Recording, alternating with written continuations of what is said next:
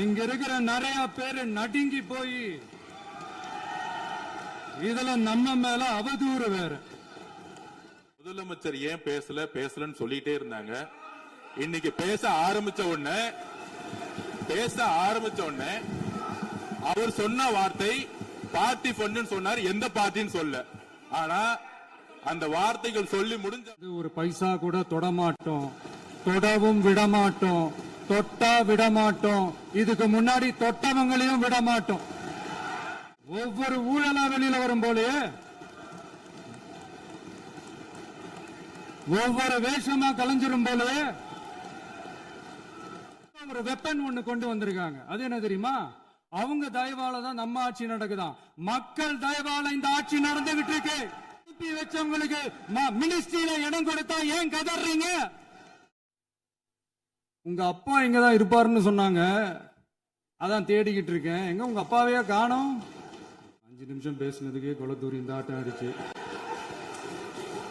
பேசுனா அப்புறம் என்ன பண்றது?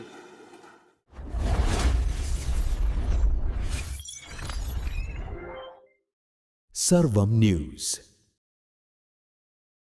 இந்த போதைப் பொருள் நடமாட்டம் தாறுமாற அப்படியே பரவி கொட்டி கிடக்குது. இதெல்லாம் இனிஷியல் ஸ்டேஜ்லயே யார் கண்ட்ரோல் பண்ணியிருக்கணும்? போலீஸ் டிபார்ட்மெண்ட் அப்போ யார் கையில இருந்தது?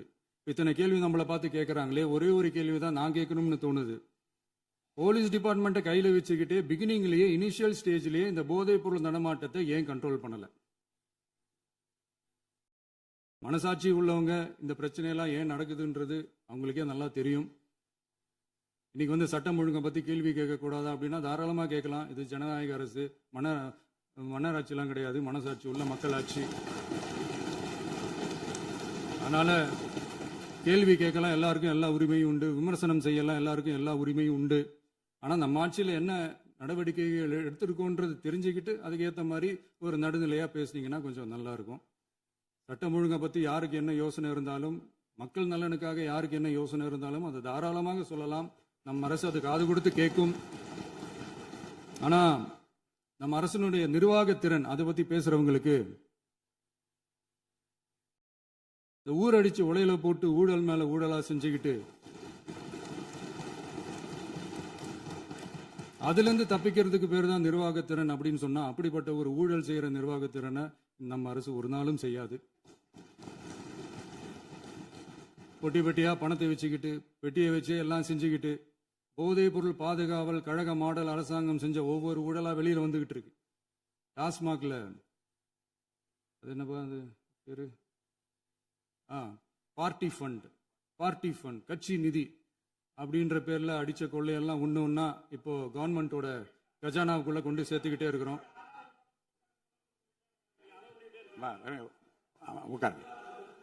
மாண்புமிகு முதல்வர்கள் பதிலுரைக்கு பிறகு நேரம் தர அப்ப பேசட்டும், அவங்க பேசட்டும், அவங்கள பேச அனுமதி. உட்காருங்க.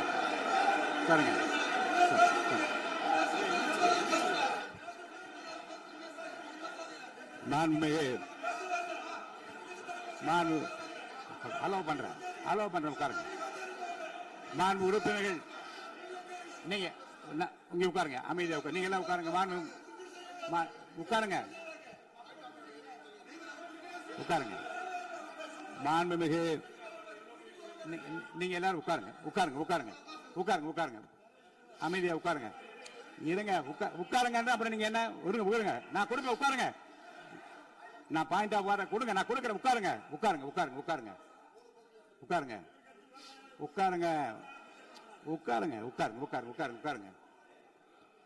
மாண்புமிகு முதல்வர் அவர்கள் கோர்வையாக நிதானமாக சொல்லிக்கொண்டே இருக்கிறார். நீங்க குறிப்பெடுத்து வைத்துக் கொள்ளுங்கள். பேசி முடித்தவுடன் நான் உங்களுக்கு அவகாசம் தருகிறேன். நீங்க ஒண்ணா சொல்லுங்க, என்ன என்பது நீங்க சொல்லுங்க. உங்க சொல்லுகிற வாய்ப்பை நான் உங்களுக்கு தருகிறேன். இப்பொழுது மாண்புமிகு முதலமைச்சர் உங்கள் உரையை தொடரலாம்.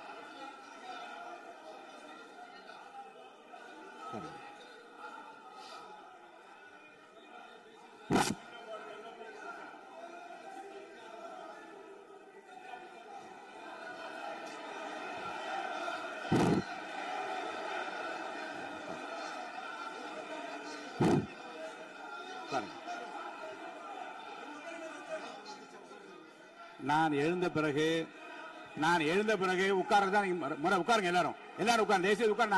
நான் அலோவ் பண்றேன்.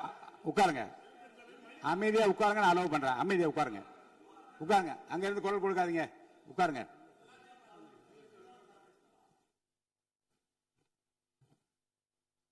இனிமையான இந்த விவாதத்தில் இதுவரை குறுக்கீடுகள் இல்லாமல்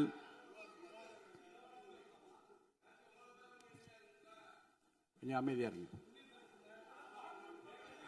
மாண்புமிகு முதல்வர் அவர்கள் பேசி முடித்தவுடன் பாயிண்ட் ஆஃப் ஆர்டர் கேட்டிருக்கீங்க, நான் அனுமதிக்கிறேன். எதிர்க்கட்சி தலைவருக்கு மட்டும் நான் அனுமதி தருகிறேன். அவர் எழுந்து பேசலாம். முதலமைச்சர் நீங்க கண்டினியூ பண்ணி முடிக்கலாம். நீ எல்லாரும் எழுந்துச்சீங்கன்னா சரி வராது. உட்காருங்க, நான் சொல்லியிருக்கேன். உட்காருங்க, உட்காருங்க, உட்காருங்க.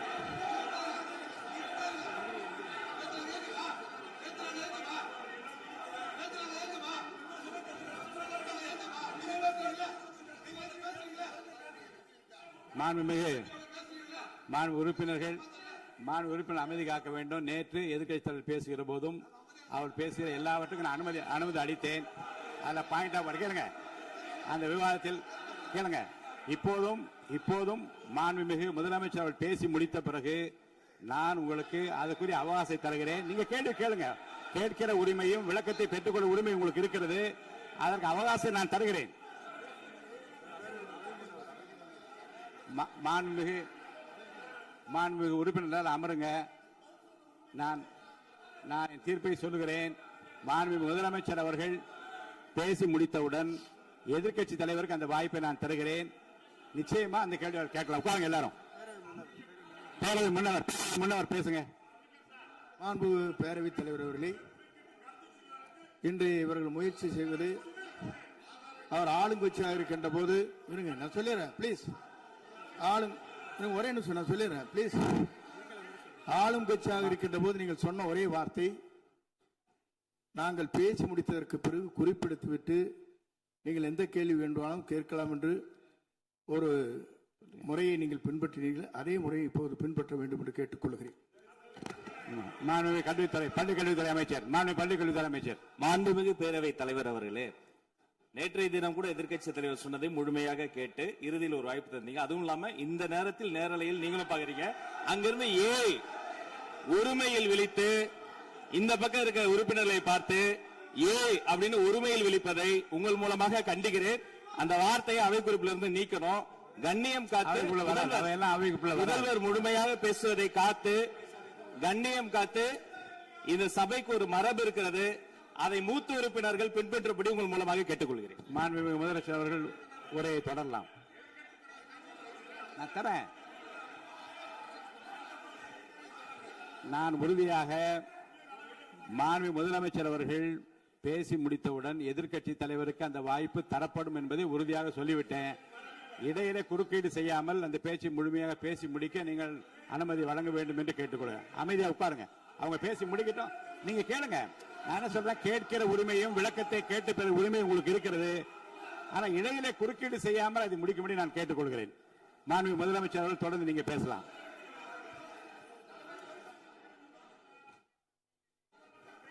எதிர்க்கட்சி தலைவர் அவர்கள் உங்கள் கட்சியினுடைய உறுப்பினரை அமைதிப்படுத்த வேண்டும் என்று நான் கேட்டுக்கொள்கிறேன். உங்களுக்கு வாய்ப்பு தரவில்லை என்றால் அவர் எழுந்து நிற்பதில் நியாயம் இருக்கு. வாய்ப்பு தரப்போகிறேன். மாண்புமிகு முதலமைச்சர் அவர்கள் பேசி முடித்தவுடன் உங்களுக்கு வாய்ப்பு தரப்படும். அது வரைக்கும் உங்களுடைய உறுப்பினரை அமைதி காக்க நீங்கள் தான் பார்த்துக் கொள்ள வேண்டும். மாண்புமிகு அவை முன்னவர். மாண்புமிகு பேரவைத் தலைவர் அவர்களே, அவர் அப்போது சொன்னது வேறு, இப்போது நடந்து கொள்கிற முறைகள் வேறாக இருக்கிறது. அன்றைக்கு அவர் சொல்லுகிற போது அமைச்சர் அத்தனை பேரும் பேசி முடித்ததற்கு பிறகு உங்களுடைய கருத்துக்கள் ஏதாவது மறுபடியும் தெரிவிக்கலாம். இப்போது பின்பற்றினால் நன்றாக இருக்கும். நீங்கள் அதற்காகத்தான் சொன்னீர்கள். முதலமைச்சர் பேசியதற்கு பிறகு எதிர்க்கட்சி தலைவர் அவர்கள் பேசுவதற்கு வாய்ப்பளிக்கிறோம் என்று சொல்லியிருக்கிறார்கள். ஆகவேதான் அந்த வாய்ப்பை நீங்கள் இல்ல அது பதில் சொல்லணும்னு கேட்டிருக்காங்க. பதில் சொல்லணும் சொல்லியிருக்காங்க. பதில் சொல்லினா தங்க பிரச்சனை இல்ல. அப்படி இல்ல. ஆகவே இல்ல இல்ல நேற்றைய தினம் நீங்கள் அப்படி பேசிக் கொண்டது ஆறாவது இல்ல நேற்றைய தினம் உங்கள் பேசுகிற போது ஆறாவது குறுக்கிட்டார்களா? நீங்கள் பேசுகிற போது யாருமே குறுக்கிடவில்லை. நீங்க எவ்வளவு பேசினீர்கள், எவ்வளவு வார்த்தைகள் பேசினீர்கள் என்பதெல்லாம் எங்களுக்கு தெரியும்.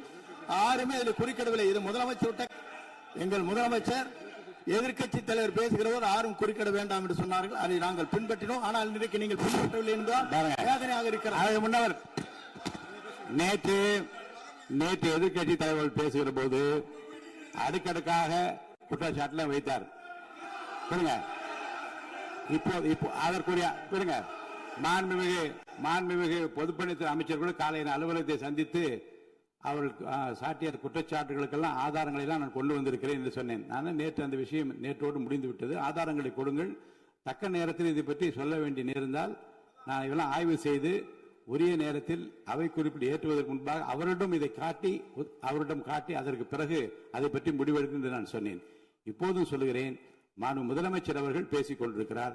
பேசி முடிக்கட்டும். எதிர்க்கட்சி தலைவருக்கு உறுதியாக நான் வாய்ப்பு தருவேன். அவர் கேள்விகளை முன்வைக்கலாம், விளக்கங்களை பெறலாம். இப்போதைக்கு பேரவைத் தலைவர் என்ற முறையில் என்னுடைய முடிவு இதுதான். அவையில் இருக்கக்கூடிய உறுப்பினர்கள் அமரும்படி நான் கேட்டுக்கொள்கிறேன். நான் முதலமைச்சர் அவர்கள் பேச வேண்டிய போ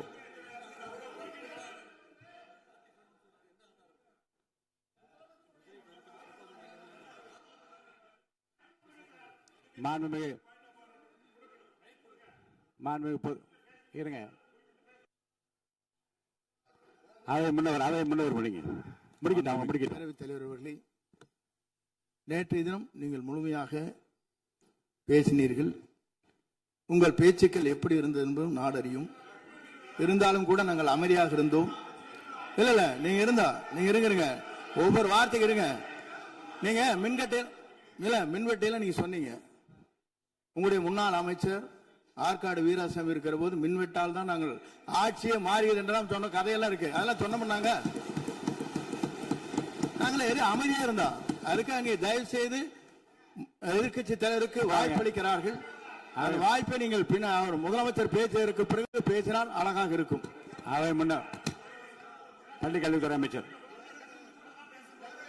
மாண்புமிகு பேரவைத் தலைவர் அவர்களே, அவர் ஒரே ஒரு வார்த்தையை தான் சொன்னார்.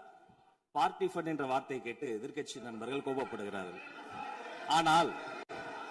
ஆனால் அதன் மீது உங்களுக்கு பாயிண்ட் ஆஃப் ஆர்டர் தருவதாகவும் நீங்கள் வந்து சட்டப்பேரவைத் தலைவர் சொல்கிறீர்கள். நேற்றைய தினம் இதே போல வெற்றி தலைவர் அவர்களினுடைய வழிகாட்டில் வளர்ந்த நாங்கள் சகிப்புத்தன்மையோடு அவர்கள் பல வார்த்தைகள் சொன்னார்கள். புதிதாக சோஃபா மாடல் என்றார்கள், குதிரை பேரம் என்றார்கள், எத்தனையோ வார்த்தைகள் சொன்ன போது சகிப்புத்தன்மையோடு அதை கேட்டு பொறுமையாக இருந்தோம். இவர்கள் குதிரை பேரம் எல்லாம் அவைக்குள் நீக்கப்பட்டு விட்டது. சரி, சோஃபா மாடல் என்று சொன்னார்கள். ஆதாரம் கேட்டு இப்படி எழுந்து நாங்கள் கொந்தளிக்காமல் ஒரு சட்டமன்றத்தில் ஒரு உறுப்பினர் எப்படி நடந்து கொள்ள வேண்டும் என்பதற்கு எடுத்துக்காட்டாக தமிழக வெற்றி கழகத்தின் உறுப்பினர்கள் நடந்து கொண்டார்கள். இப்போது மதிப்பிற்குரிய எதிர்க்கட்சி தலைவர் அவர்களே, உங்கள் ஊடாக நான் கேட்பது என்னவென்றால், அவர்களினுடைய கட்சி உறுப்பினர்களை அவர் அமைதிப்படுத்தி முதல்வர் அவர்கள் உரையை முழுமையாக கேட்டு சகிப்புத்தன்மைக்கு சட்டமன்றத்தில் இந்த பக்கம் மட்டுமல்ல அந்த பக்கமும் எடுத்துக்காட்டாக இருப்பதற்கு அவர் வழிவகை செய்ய வேண்டும் என்று உங்கள் மூலமாக கேட்டுக்கொள்கிறேன். பொதுப்பணித்துறை அமைச்சர்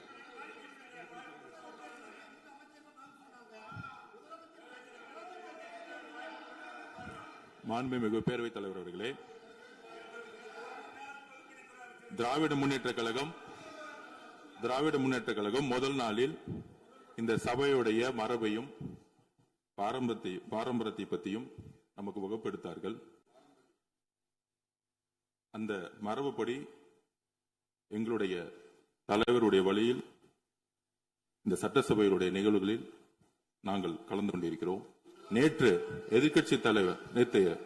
எதிர்க்கட்சி தலைவர் பேசும் பொழுது எவ்வளவோ வார்த்தைகள் உண்மைக்கு புறம்பாக சட்டத்திற்கு எதிராக ஒரே நிமிஷம் பேசுறேன். சட்டத்திற்காக பேசும் பொழுது நாங்கள் அமைதியாக இருந்தோம். ஒரு 2-3 முறை தான் வந்து அவரு பேசும்போது மினிஸ்டர்கள் நின்னாங்க. ஆனா இன்னைக்கு மாண்புமிகு முதலமைச்சருடைய முதல் உரை, கடந்த 4 நாட்களாக திராவிட முன்னேற்ற கழகம் முதலமைச்சர் ஏன் பேசலன்னு சொல்லிட்டே இருந்தாங்க. இன்னைக்கு பேச ஆரம்பிச்ச உடனே அவர் சொன்ன வார்த்தை பார்ட்டி ஃபண்ட் சொன்னார், எந்த பார்ட்டின்னு சொல்ல. ஆனா அந்த வார்த்தைகள் சொல்லி முடிஞ்ச உடனே எதற்காக எதற்காக எதற்காக எதற்காக எதற்காக முதலமைச்சருடைய பேச்ச இவங்க வந்து குறுக்கிடுறாங்கன்னு தெரியல. நீங்கள் சொன்னது மாதிரி முதலமைச்சர் பேச வேண்டும். பேசிய பின்பு கருத்துகளுக்கு பதிலளிக்க அவர்கள் பதிலளிக்கும், நாங்களும் பதிலளிக்க தயாராக இருக்கிறது பதிவு பண்றோம். மாண்புமிகு முதலமைச்சர் அவர்கள் இருங்க இருங்க இருங்க உட்காருங்க. மாண்புமிகு அது முன்னவர் மரபு இருக்கிறது, எப்போது வேணும் பாயிண்ட் ஆஃப் ஆர்டர் இருக்கலாம். இருந்தாலும் கூட நீங்க அந்த மரபை நீங்க கடைபிடித்தீங்களா உங்க ஆட்சியில? நீங்க முன்னவர் முன்பு எப்படி நடந்தால் என்பதை பற்றியோ, முன்பு நடந்த நிகழ்வுகள் பற்றியோ நீங்கள் சொல்லி மீண்டும் மீண்டும் இந்த அவையினுடைய மாண்பை குறைக்க வேண்டாம் என்று நான் கேட்டுக்கொள்ள வேண்டாம். இப்போது உள்ள பிரச்சனை, மாண்பு முதலமைச்சர் அவர்கள் தன்னுடைய பேச்சை உறுதி செய்து முடிக்க வேண்டும். அவர் முடித்த பிறகு எதிர்க்கட்சி தலைவருக்கு நான் நிச்சயமாக வாய்ப்பு தருவேன். அவர் கேள்வி கணைகளை தொடுக்கலாம், சந்தேகங்களை கேட்கலாம். விளக்கம் தருவதற்கு மாண்பு முதலமைச்சர் அவர்கள் தயாராக இருக்கின்றார். அமைதியாக என்னை அமரும்படி நான் கேட்டுக்கொள்கிறேன். இப்போ நான் அனுமதிக்க முடியாது. மாண்பு முதலமைச்சர் உரையை தொடரலாம்.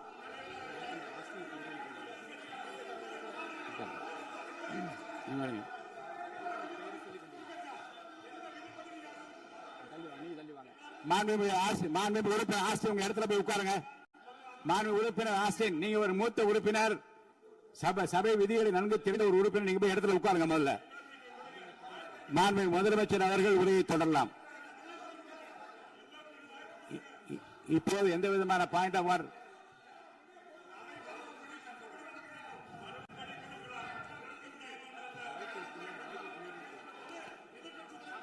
நான் வாய்ப்பு இல்லை என்று சொன்னால் நீ எழுந்து நிற்பதிலே நியாயம் இருக்கிறது. உட்காருங்க. வாய்ப்பு உறுதியாக எதிர்க்கட்சி தலைவருக்கு பாயிண்ட் ஆஃப் ஆர்டர் மட்டுமல்ல, உட்கார்ந்து அவர் பேசிய பேச்சுக்களை என்னென்ன இருங்க, என்ன என்ன என்ன என்ன என்ன உங்களுக்கு சந்தேகம் இருக்கிறதோ, வினாக்கள் இருக்கிறதோ அதை நீங்க கேட்கலாம். அவர் பதில் சொல்வதற்கு தயாராக இருக்கிறார். பேசி முடிக்கின்ற வரை அமைதி காக்கும்படி உங்களை நான் கேட்டுக்கொள்கிறேன். மாண்புமிகு எதிர்க்கட்சி தலைவர் முழு ஒத்துழைப்பை நீங்கள் தர வேண்டும் என்று நான் எதிர்பார்க்கிறேன்.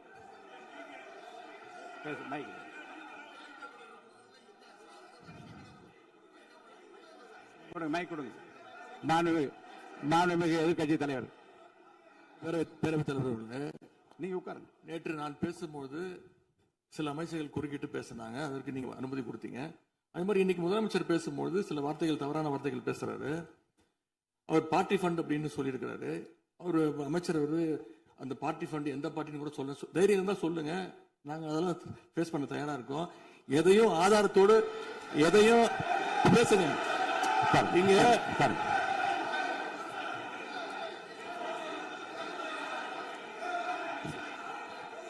அது மாதிரி பேரவைத் தலைவர் அவர்களே, நேற்று நான் பேசி முடிஞ்சோடனே நீங்க அவை முடிஞ்சிருச்சுன்னு சொல்லிட்டீங்க. நாங்கெல்லாம் வீட்டுக்கு போயிட்டோம். வீட்டுக்கு போய் டிவி போட்டு பார்த்தா அங்க இன்னொரு அமைச்சர் இன்னும் பதில் சொல்லிட்டே இருந்திருக்கிறாரு.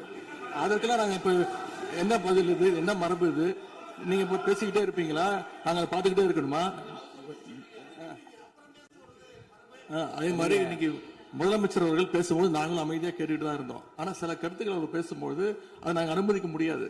ஆதாரத்தோடு ஏதாவது பேசணும்னா, குற்றச்சாட்டுகள் சொல்லும் போது ஆதாரத்தோடு சொன்னீங்கன்னா அதை நாங்க ப்ரூவ் பண்றதுக்கு தயாராக இருக்கு. மாண்புமிகு உறுப்பினர் அவர்கள் இருங்க. நேற்று மாண்புமிகு எதிர்க்கட்சி தலைவர்கள் பேசியதும், மாண்புமிகு பொதுப்பணித் தலைவர்கள் பேசியதும் ஆதாரம் இல்லாமல் பேசக்கூடாது என்று நான் சொன்னேன். ஆய்வு செய்து நீக்கப்பட வேண்டியது நீக்கும் என்று சொன்னேன். இப்போது மாண்புமிகு முதல்வர் அவர்கள் பேசி முடிக்கட்டும். நீங்கள் கூறிய கருத்துப்படி அதில் ஆதாரங்கள் இல்லாத குறிப்பாக இருந்தால் அது நீக்குவதற்குரிய உரிமை எனக்கு இருக்கிறது. ஆய்வு செய்து நான் நடவடிக்கை எடுப்பேன். இப்போது மாண்புமிகு முதலமைச்சர் அவர்கள் பேசலாம். இந்த டாஸ்மாக் மாதிரியே பல டிபார்ட்மெண்ட்லயும், மறுபடியும் சொல்றேன், கட்சி நிதின்ற பேர்ல அடிச்ச கொள்ளைய ஒன்னா கவர்மெண்டோட கஜானாக்குள்ளேயே கொண்டு சேர்த்துக்கிட்டே இருக்கிறாங்க. இப்பவும் சொல்றேன், மக்கள் பணத்திலிருந்து ஒரு பைசா கூட தொடமாட்டோம், தொடவும் விடமாட்டோம், தொட்டா விடமாட்டோம், இதுக்கு முன்னாடி தொட்டவங்களையும் விடமாட்டோம்.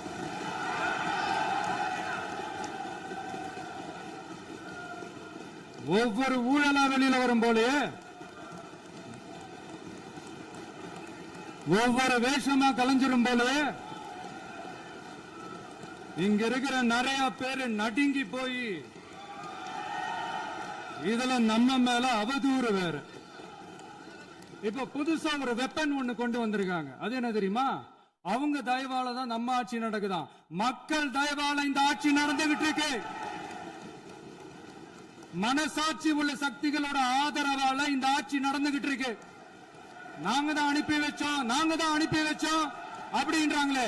அனுப்பி வச்சவங்களுக்கு மினிஸ்ட்ரியில இடம் கொடுத்தா ஏன் கதறீங்க? ஏன் இவ்வளவு கோவம்? ஏன் இவ்வளவு கதறல்ஸ்? இதுல இன்னொரு முக்கியமான விஷயம், மார்க்சிஸ்ட் கம்யூனிஸ்ட் கட்சி நமக்கு ஆதரவு கொடுத்தது சுயேட்சையா எடுத்த முடிவுன்னு சொல்றாங்க.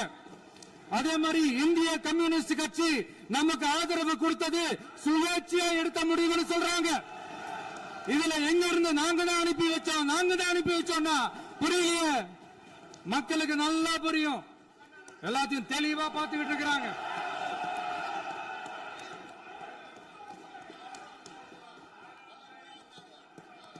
முதலமைச்சர் கண்டினியூ பண்ணலாம். மாண்பு முதலமைச்சர்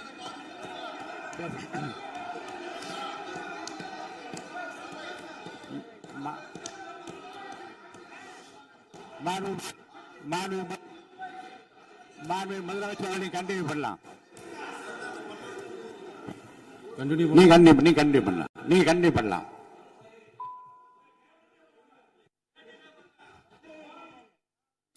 இந்த சமூக நீதி அரசுன்னு சொல்றவங்களை பார்த்து கேட்கிறேன், நம்ம பட்டியலின சகோதரர்களுக்கு எத்தனை அமைச்சர் பதவி கொடுத்தீங்கன்னு கொஞ்சம் சொல்ல முடியுமா? ஆனா நம்மளுடைய அரசுல 8 அமைச்சர் பதவிகள் யாருக்கு? நம்ம பட்டியலின சகோதரர்களுக்கு. எல்லாம் நம்ம அண்ணன், நம்ம தம்பி, நம்ம தங்கச்சிங்க. அண்ணல் அம்பேத்கர் அவர்களுடைய கிட்டத்தட்ட 100 ஆண்டு கால கனவு இப்ப நிறைவேறி இருக்கு. நான் ஏன் கொஞ்சம் சவுண்டா பேசுறேன் அப்படின்னா அவங்களுக்கு கேட்கணுன்றதுக்காக தப்பா எடுத்துக்காது. அதே மாதிரி பெண்களோட பாதுகாவலர் நாங்க தான் அப்படின்னு சொல்லிக்கிறவங்களை கேட்கிறேன், எத்தனை பெண்களுக்கு அமைச்சர் பதவியில இடம் கொடுத்தீங்க கொஞ்சம் சொல்ல முடியுமா? எங்க அரசுல 4 சகோதரிகளுக்கு அமைச்சர் பதவி கொடுத்திருக்கிறோம்.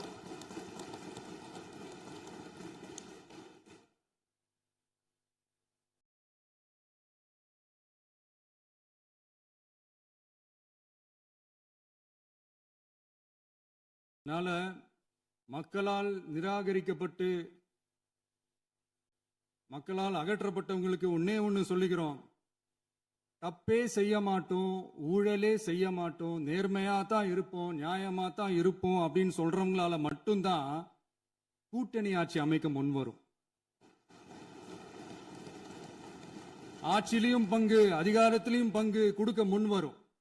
ஊழல்லையே ஊறி போனவங்களால இந்த கூட்டணி ஆட்சியோ ஆட்சியிலையும் பங்கோ அதிகாரத்திலையும் பங்கு கொடுக்க முன்வராது. மெஜாரிட்டி இருந்தாலும் தரமாட்டாங்க, மெஜாரிட்டி இல்லைனாலும் தரமாட்டாங்க. கேட்டா ரெடிமேடா ஒரு பதில் ஒண்ணு வச்சிருப்பாங்க, கூட்டணி ஆட்சியை மக்கள் விரும்ப மாட்டாங்கன்னு. அதே மக்கள் தான் இப்ப அவங்கள பார்த்து சிரிக்கிறாங்க. நான் பதவி ஏத்த அன்னைக்கு கொஞ்சம் டைம் அவகாசம் கேட்டேன். எதுக்கு கேட்டேன்? நிதி நிலைமைலாம் கொஞ்சம் மோசமா இருக்குது, அதெல்லாம் கொஞ்சம் சரி செஞ்சுக்கிட்டே படிப்படியா கொஞ்சம் கொஞ்சமா நான் கொடுத்த வாக்குறுதிகள்லாம் செயல்படுத்துவேன், அதுக்காக கொஞ்சம் டைம் அவகாசம் கேட்டேன். நான் ஏதோ வேற எதுக்காகவோ வேற யாருக்காகவோ ஏதோ அவகாசம் கேட்ட மாதிரி. அடுத்து இங்க சபையில இல்லாதவங்களை பத்தி பேச வேண்டாம்னு நினைக்கிறேன்.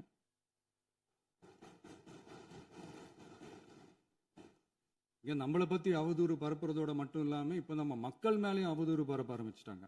மக்கள் நமக்கு ஓட்டு போட்டது தப்பான், குடும்பமா நமக்கு ஆதரிச்சது தப்பான். இது இப்ப இல்ல, நான் சொல்றது எம்ஜிஆர் அவர்கள் காலத்திலிருந்தே. அப்பவே அவர் ஜெயிச்சப்போ அதே மக்களை தப்பா பேசுறது.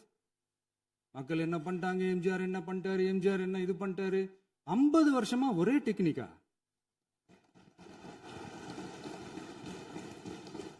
டெக்னாலஜி எல்லாம் மாறி வேற எங்கேயோ போயிட்டு இருக்கு பஸ். இதுல கொஞ்சம் டெக்னிக்காச்சும் கொஞ்சம் மாத்தினா கொஞ்சம் நல்லா இருக்கும். அதனால மக்களுக்கு யூஸ்ஃபுல்லா இருக்கிற மாதிரி இந்த ஆக்கப்பூர்வமான கருத்துக்களோ ஆக்கப்பூர்வமான யோசனைகளோ இருந்தா சொல்லுங்க.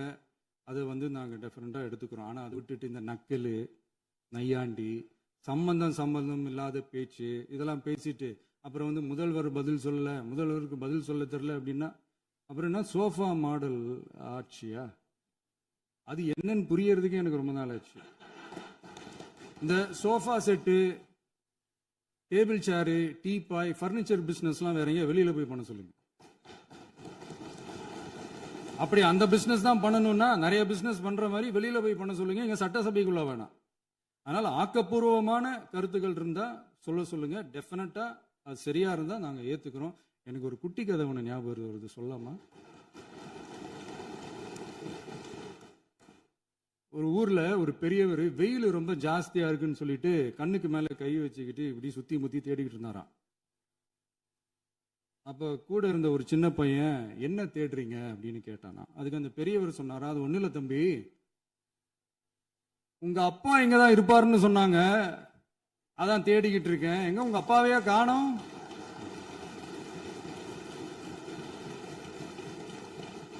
இல்ல அந்த எங்களுக்கும் நக்கலா நையாண்டியா சம்பந்தம் இல்லாத குட்டி கதை இதெல்லாம் எங்களுக்கும் பேச தெரியும். அந்த கதையில பெரியவர் அப்படி சொன்னாராம், தப்பா எடுத்துக்காதீங்க. அந்த கதையில பெரியவர் அப்படி கேட்டாராம். அதனால யாரும் இங்க டென்ஷன் ஆக வேணாம். அதனால இன்னொரு இந்த என்னுடைய உரையை முடிக்கிறதுக்கு முன்னாடி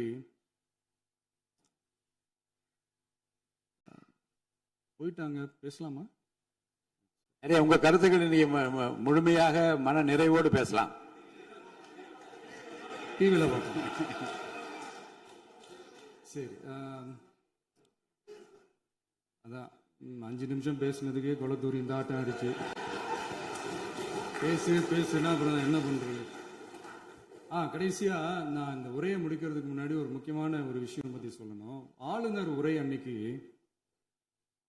இந்த தமிழ் தாய் வாழ்த்துக்கு அப்புறம் தேசிய கீதம் பாடினது தப்பு, தேசிய கீதம் 2 முறை பாடினது தப்பு, அப்படி ஒரு நிகழ்வு இதுக்கு முன்னாடி இந்த சட்டசபையில நடந்ததே கிடையாது, அந்த மரபே மாத்திட்டீங்க, இப்படி ஒரு பெரிய ஒரு போர் மாதிரி எதிர்கட்சியை சார்ந்தவங்க எல்லாம் சொன்னாங்க இல்லையா? அந்த மாநில உரிமை போராளிகளை, அந்த மரபு காக்கிற உரிமை போராளிகளை ஒரே ஒரு கேள்விதான் கேட்கணும். 2021 ஆகஸ்ட் 2 ஞாபகம் இருக்கா? Centenary celebration of Tamil Nadu legislature. அந்த ஃபங்க்ஷன்ல நம்ம முன்னாள் முதலமைச்சர் கருணாநிதி அவர்களோட கலைஞர் அவர்களுடைய கலைஞர் அவர்களுடைய புகைப்படத்தை மாண்புமிகு குடியரசுத் தலைவர் திறந்து வைக்கிற ஒரு ஃபங்க்ஷன். அந்த ஃபங்க்ஷன்ல national anthem followed by Tamil Thai Vazhthu அப்படின்னு அறிவிச்சது ஞாபகம் இருக்கா? அதாவது தேசிய கீதத்துக்கு அப்புறமா 2வது முறையா, நோட் திஸ் பாயிண்ட் மாண்புமிகு பேரவைத் தலைவர் அவர்களே, பிளீஸ் நோட் திஸ் பாயிண்ட். தேசிய கீதத்துக்கு அப்புறம் 2வது முறையாக தமிழ் தாய் வாழ்த்து பாடப்படும் அப்படின்னு சொன்னது ஞாபகம் இருக்கா? அதுவும் முத்தமிழ் அறிஞர் அப்படின்னு சொல்ற நம்ம கலைஞர் அவர்களுடைய அந்த புகைப்படம் வெளியிட்டு விழாவில் அவர் இருந்த இதே சபையில தமிழ 2வது இடத்துக்கு தள்ளினது யாருன்னு ஞாபகம் இருக்கா? அது மட்டும் இல்ல, அந்த தேசிய கீதத்தை நாட்டுப்பண் நேஷனல் ஆந்தம்னு சொல்லி அதே ஃபங்க்ஷன்ல கடைசியா ஃபங்க்ஷன் முடியும் போது செகண்ட் டைம் தேசிய கீதம் பாடினதும் ஞாபகம் இருக்கா? இதே அவையில் தான், அது அவை குறிப்பிலும் இருக்கிறது, இதே அவையில் தான் நடைபெற்றது. இந்த தக்க நேரத்தில் இந்த ஆதாரங்களை அளித்த மாண்பு முதல்வர்களுக்கு நன்றியை தெரிவித்துக் கொள்கிறேன். டவுட் இருந்தா இந்த புக்கை பார்த்து தெரிஞ்சுக்கலாம். அதனால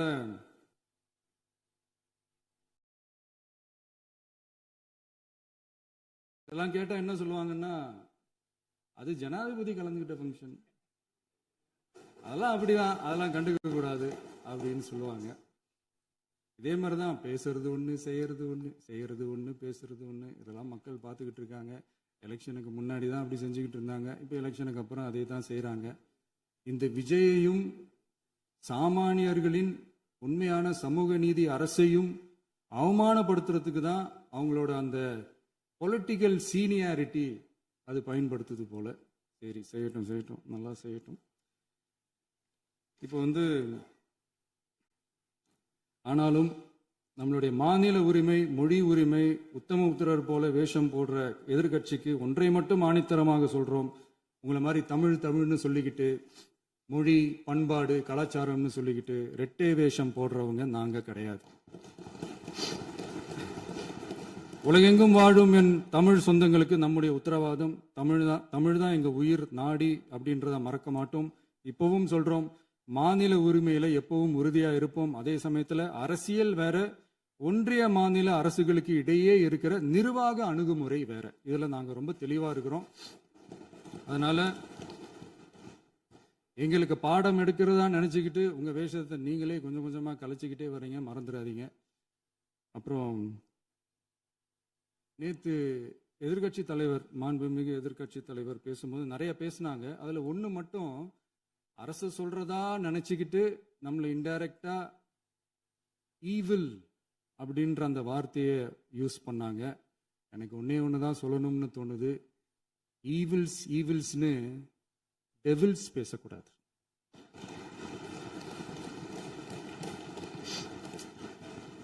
அவங்க இருந்திருந்தா ஒரு ஆக்ஷன் பண்ணணும்னு எனக்கு தோணுச்சு. எல்லாரும் போயிட்டாங்க. பர்மிஷன் பண்ணலாமா? இப்பவும் பண்ணலாம், ஒன்றும் தப்பு இல்லை.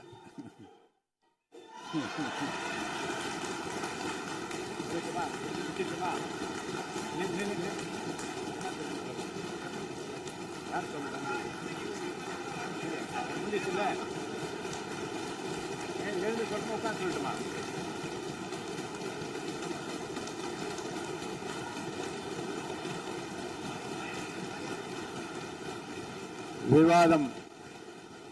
விவாதம் முடிவுற்றது. மாண்புமிகு உறுப்பினர்கள் முன்மொழிந்த திருத்தங்கள் வலியுறுத்தப்படுகின்றனவா என்று அறிய விரும்புகிறேன். மாண்புமிகு உறுப்பினர்கள் முன்மொழிந்த திருத்தங்கள் அனைத்தும் பேரவையின் அனுமதியில் திரும்ப பெறப்படுகின்றன. 2026 ஆண்டு ஜூன் திங்கள் 18ஆம் நாளன்று சட்டமன்ற பேரவைக்கு மாண்புமிகு ஆளுநர் அவர்கள் ஓந்தளித்த பெருரைக்கு தமிழ்நாடு சட்டமன்ற பேரவை உறுப்பினர்கள் பெரிதும் நன்றி உடையவர்களாவர் என்று மாண்புமிகு பேரவை துணைத் தலைவர் திரு மு ரவிசங்கர் அவர்களால் 19/6/2026 நாளன்று முன்மொழியப்பட்ட தீர்மானம் பேரவையின் முடிவுக்கு விடப்படுகிறது. ஏற்போர் ஆம் என்க, மறுப்போர் இல்லை என்க. ஏற்போரே அதிகம் என்று கருதுகிறேன். ஏற்போரே அதிகம். தீர்மானம் நிறைவேறியது. அரசினர் தீர்மானம். பேரவை மீண்டும் கூடும் நாள் குறிப்பிடப்படாமல் ஒத்திவைக்கப்பெறும் தீர்மானம். மாண்புமிகு பேரவை முன்னவர் அவர்கள். மாண்புமிகு பேரவைத் தலைவர் அவர்களே, பேரவை விதி 25(1) கீழ் 1 படி பேரவை மீண்டும் கூடும் நாள் குறிப்பிடப்பெறாமல் ஒத்திவைப்பு பெறலாம் எனும் தீர்மானத்தை மொழிகிறேன். மாண்புமிகு பேரவை முன்னவர் அவர்களின் தீர்மானம் பேரவையின் முடிவுக்கு விடப்படுகிறது. ஏற்போர் ஆம் என்க, மறுப்போர் இல்லை என்க. மறுப்போரே இல்லை என்று கருதுகிறேன். மறுப்போரே இல்லை. தீர்மானம் ஒருமனதாக நிறைவேறியது. பேரவை மீண்டும் கூடும் நாள் குறிப்பிடப்பெறாமல் ஒத்திவைக்கப்படுகிறது. வணக்கம்.